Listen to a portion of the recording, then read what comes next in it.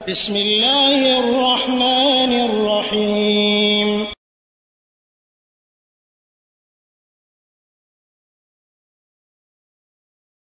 بسم الله الرحمن الرحيم الحمد لله رب العالمين والصلاة والسلام على أشرف الأنبياء والمرسلين نبينا محمد وعلى آله وأصحابه أجمعين أما بعد وعليكم السلام ورحمة الله وبركاته সম্মানিত ভাই, আপনি প্রশ্ন করেছেন আমরা কার আদেশ নিষেধ মেনে চলবো আর কার অনুসরণ করব।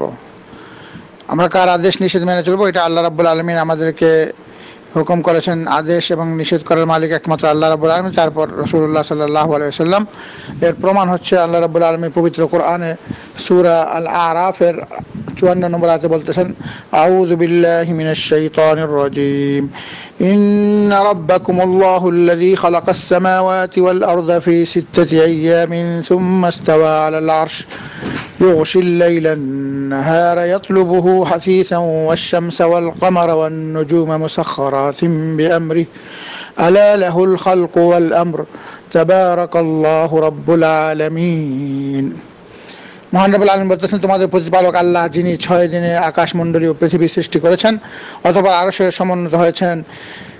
দিনকে তিনি রাতের পর্দা দিয়ে ঢেকে দেন আর একে অন্যকে দ্রুত গতিতে অনুসরণ করে, এবং সূর্য চন্দ্র তারকারাজি তারই অজ্ঞাবহ। জেনে রাখো, সৃষ্টি তার, হুকুমও চলবে তার। বরকতময় আল্লাহ বিশ্বজগতের প্রতিপালক। আল্লাহ রাব্বুল আলামিন সমস্ত কিছুর ওনার ক্ষমতা, ওনার সৃষ্টির কথা উল্লেখ করে তারপরে এই আয়াতে আল্লাহ রাব্বুল আলামিন বলেছেন, যেহেতু তিনি সৃষ্টি করেছেন, তিনি একমাত্র, তার অধিকার হুকুম করা, হুকুম তাল চলবে, তিনি হুকুম করবেন, তিনি আদেশ নিষেধ করবেন। তারপর আল্লাহ রাব্বুল আলামিন প্রিয় নবী মুহাম্মদ রাসূলকে অনুমতি দিয়েছেন এবং তার হুকুম আদেশ নিষেধ মানতেও আল্লাহ রাব্বুল আলামিন বলতেছেন। এবং যারা নাকি রাসূলুল্লাহ সাল্লাল্লাহু আলাইহি ওয়াসাল্লামের আদেশ নিষেধ মানবে না, তাদের জন্য কঠিন শাস্তির কথা আল্লাহ উল্লেখ করেছেন। সূরা নূরের 63 নম্বর আয়াত, أعوذ بالله من الشيطان الرجيم فليحذر الذين يخالفون عن أمره أن تصيبهم فتنة أو يصيبهم عذاب أليم। এখানে মহান রব্বুল আলামিন বলতেছেন যে তারা যেন সাবধান থাকে, যারা নাকি রাসূলুল্লাহ সাল্লাল্লাহু আলাইহি ওয়াসাল্লামের আদেশকে অমান্য করে, তাদেরকে তারা ফিতনায় পড়বে অথবা তাদের কাছে কঠিন আযাব, আল্লাহ রাব্বুল আলামিন তাদেরকে কঠিন আযাব দিবেন। কাজেই আদেশ নিষেধ করার একমাত্র মালিক আল্লাহ রাব্বুল আলামিন। তারপর আল্লাহ অনুমতিতে রাসূলুল্লাহ সাল্লাল্লাহু আল্লাহ রাব্বুল আলামিন অনুমতি দিয়েছেন, তিনি তার আদেশ নিষেধ আমরা মানবো। এবং রাসূলুল্লাহ সাল্লাল্লাহু এবং রাসূলুল্লাহ সরাসরি মুসলিমের একটা হাদিস, উনি মুসলিম হাদিসে এই কথা বলেছেন, মা নাহাইতুকুম আনহু ফাজতানিবু ওয়া মা আমারতুকুম বিহি ফাফআলু মিনহু মাসতাতা'তুম। রাসূলুল্লাহ বলতেছেন, যে জিনিস থেকে আমি তোমাদেরকে নিষেধ করেছি তা থেকে তোমরা বিরত থাকো, আর যা করতে আদেশ করেছি তা সাধ্য অনুসারে করো। মুসলিমের হাদিস। এখানে রাসূলুল্লাহ সাল্লাল্লাহু আলাইহি ওয়াসাল্লাম আদেশ নিষেধ করার অধিকার রাখেন এবং তার মাধ্যমে অনেক কিছু হারাম হালাল নির্ধারিত হয়, তেমনিভাবে আল্লাহ রাব্বুল আলামিন করেন। আল্লাহ রাব্বুল আলামিন করেন, রাসূলুল্লাহ বলেছেন, আমাকে যেভাবে কোরআন দিয়েছেন, কোরআনের মতো আরেকটা বিধান দিয়েছেন, সেটা হচ্ছে হাদিস।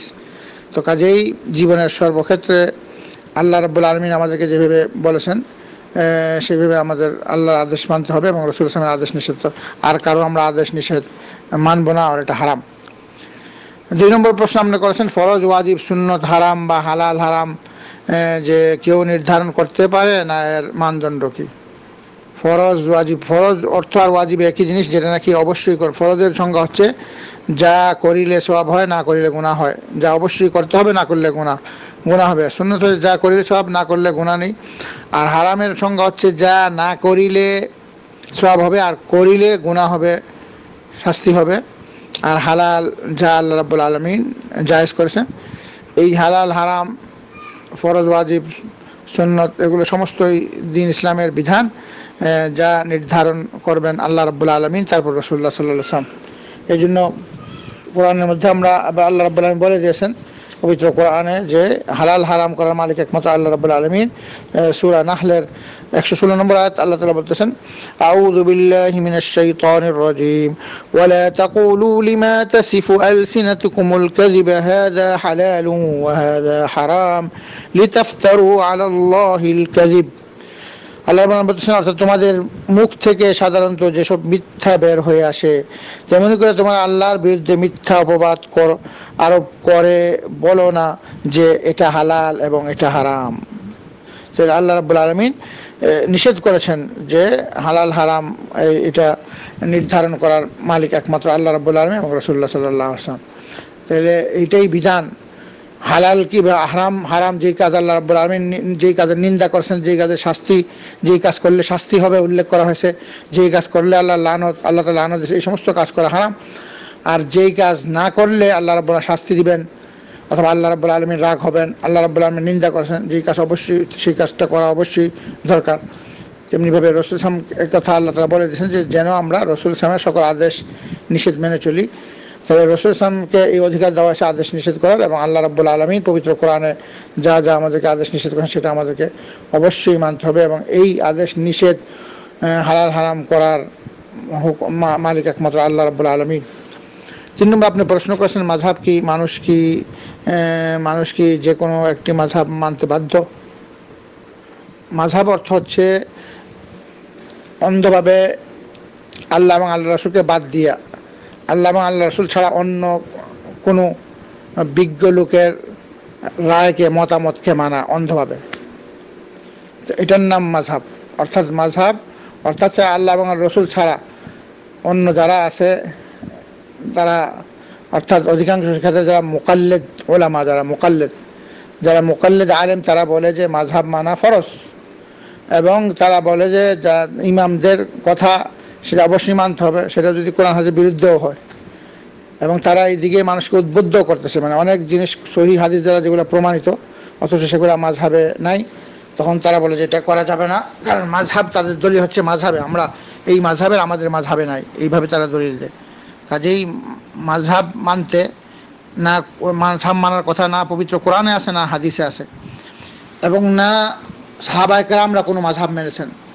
অর্থাৎ উত্তম 3 যুগ রাসূল সাল্লাল্লাহু আলাইহি ওয়াসাল্লাম বলেছেন খায়রুল কুরুনি কারনি সুম্মাল্লাযীনা ইয়ালুনহুম সুম্মাল্লাযীনা ইয়ালুনহুম, সবচেয়ে উত্তম যুগ হচ্ছে আমার, তারপর সাহাবাদের যুগ, তারপর তাবিঈনদের, তাবিঈনদের। এই উত্তম 3 যুগে কোনো মাযহাবের অস্তিত্ব ছিল না, এবং মাযহাবকে যে ফরজ বানানোর অস্তিত্ব কোথা থেকে আসবে? কারণ দ্বীন ইসলাম পরিপূর্ণ হয়ে গেছে। বিদায় হজে 10ম হিজরিতে রাসূল সাল্লাল্লাহু আলাইহি ওয়াসাল্লাম যখন বিদায় হজ করেন, সেখানে শুক্রবার দিন আসরের পরে সর্বশেষ যে আয়াত নাজিল হয়েছে, সেই আয়াতের মধ্যে আল্লাহ রাব্বুল আলামিন ঘোষণা দিয়েছেন সূরা মাইদার 3 নম্বর আয়াত, আউযু বিল্লাহি মিনাশ শাইতানির রাজীম, আল ইয়াউমা আকমালতু লাকুম দীনাকুম ওয়া আতমামতু আলাইকুম নি'মাতি ওয়া রাযীতু লাকুমুল ইসলাম দীনা। আল্লাহ রাব্বুল আলামিন সম্পূর্ণ দ্বীন ইসলামের সম্পূর্ণ বিধানগুলো পরিপূর্ণ করে দিয়েছেন এই রাসূলুল্লাহ সাল্লাল্লাহু আলাইহি ওয়াসাল্লামের মাধ্যমে। তিনি খাতিমুন নবীন। দ্বীনের ইবাদতের ক্ষেত্রে যা যা করতে হবে, যা যা ছাড়তে হবে, যা করা যাবে এবং যা করা যাবে না, এই সমস্ত সব কিছুর বিধান আল্লাহ রাব্বুল আলামিন সর্বশেষ নবী মুহাম্মদুর রাসূল সাল্লাল্লাহু আলাইহি ওয়াসাল্লামের মাধ্যমে পরিপূর্ণ করে দিয়েছেন। কাজেই সেখানে নতুন নিয়ম, মাযহাব বা অন্য কোনো জিনিস সংযুক্ত করা যাবে না। কিন্তু দুঃখের বিষয়, যারা নিজেদেরকে বলে মুকাল্লিদ, অর্থাৎ তারা মাযহাব মানে, তাদের দলিল ও মাযহাব সেটা যদি রাসূল সাল্লাল্লাহু আলাইহি ওয়াসাল্লাম হাদিস, সহিহ হাদিসের বিপরীত হয়, তবু তারা রাসূল সাল্লাল্লাহু আলাইহি ওয়াসাল্লামের হাদিসকে প্রত্যাখ্যান করে, তারা সেই মাযহাবের আনুগত্য অনুসরণ করে অন্ধভাবে।